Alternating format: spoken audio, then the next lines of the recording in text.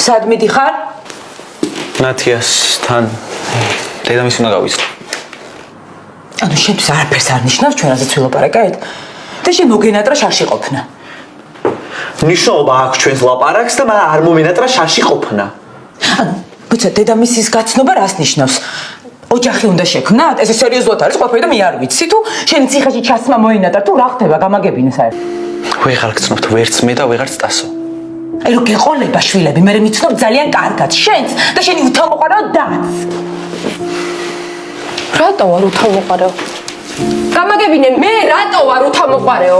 იმ ბიჭის პრობლემს რო არ მოუწევარ, მაგითო არ უნდა ვემეგობრო? მოიცა შენ და შენი დაქალები ეგრე იქცეოდით სულ.